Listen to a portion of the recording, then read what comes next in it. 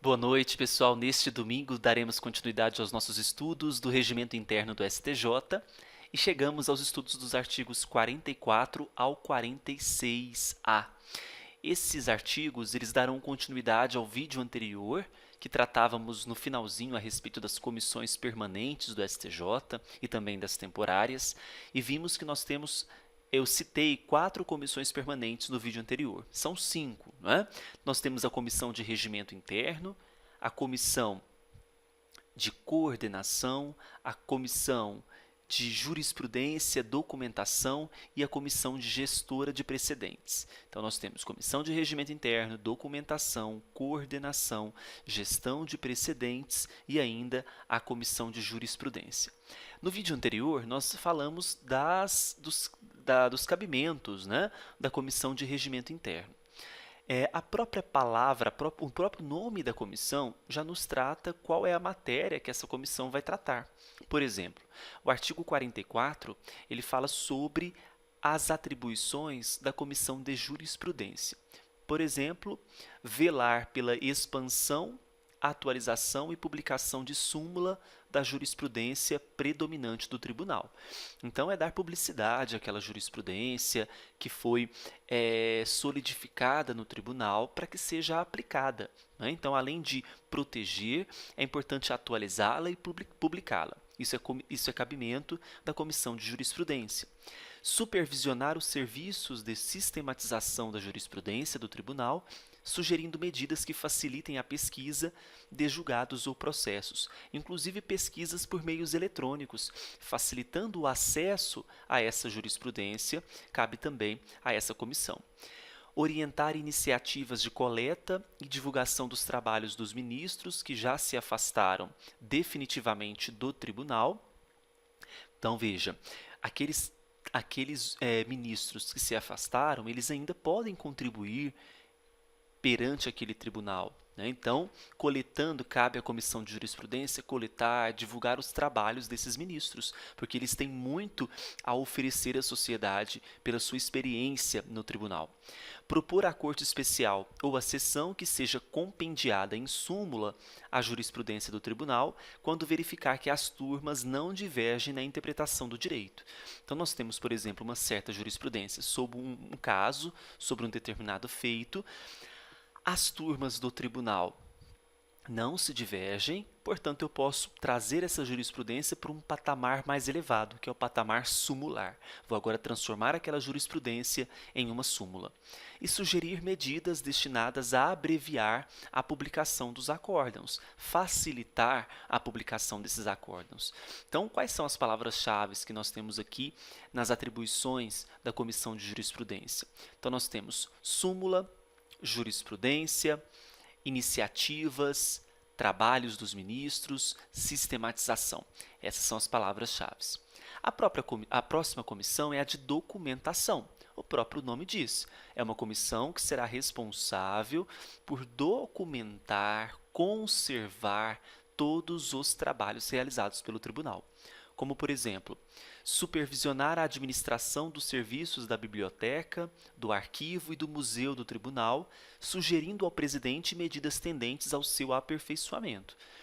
Com o advento da tecnologia, nós temos essa tecnologia auxiliando até mesmo nos trabalhos de proteção a documentos, livros. Então, cabe a essa comissão supervisionar a administração, sugerir medidas de melhoria. 2. Acompanhar a política de guarda e conservação de processos, livros, periódicos e documentos históricos do tribunal.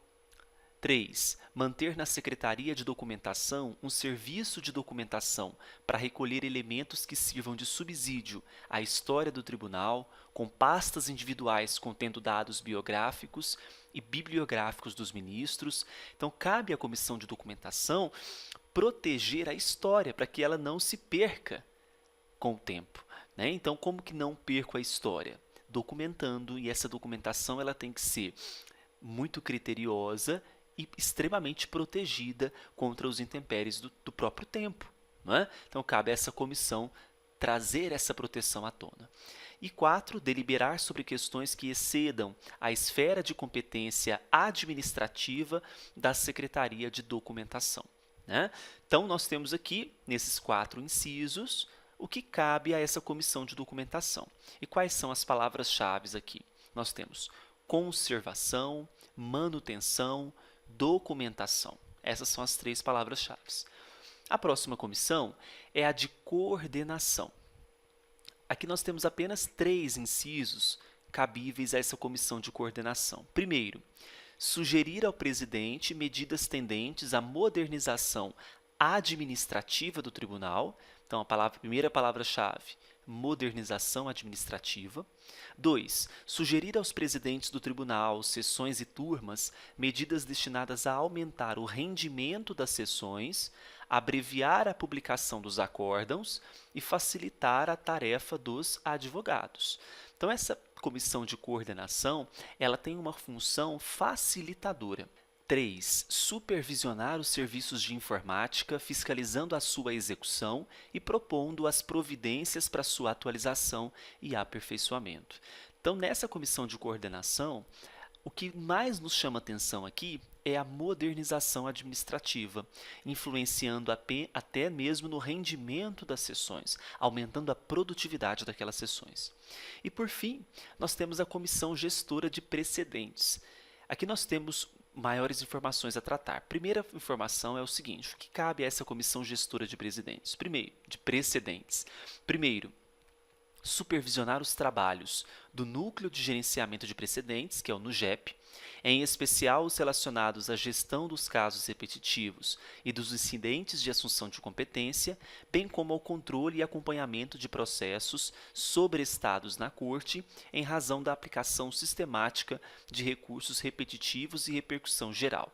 Então, gestora de precedentes. Existe um Núcleo de Gerenciamento de Precedentes, que é o NUGEP. Cabe a essa comissão supervisionar esses trabalhos do NUGEP, em especial relativos aos casos repetitivos e dos incidentes de assunção de competência. 2. Sugerir ao presidente do tribunal medidas para o aperfeiçoamento da formação e da divulgação de precedentes qualificados, conforme disposto do Código de Processo Civil. 3. Sugerir aos presidentes do tribunal e sessões medidas destinadas a ampliar a afetação de processos aos ritos de recursos repetitivos e assunção de competência. Perceba aqui que a comissão gestora de precedentes tem um papel fundamental para que possa observar determinados processos que possam partir para um novo ramo, que é o dos recursos repetitivos, um novo nível recursos repetitivos, até mesmo para otimizar o trabalho do tribunal. 4. Desenvolver um trabalho de inteligência em conjunto com o Conselho Nacional de Justiça, com os tribunais regionais federais e com os TJs, a fim de identificar matérias com potencial de repetitividade, mais uma vez, ou com relevante questão de direito, de grande repercussão social, aptas a serem submetidas ao STJ sob a sistemática dos recursos repetitivos e assunção de competência. Foi o que eu acabei de falar para vocês. 5.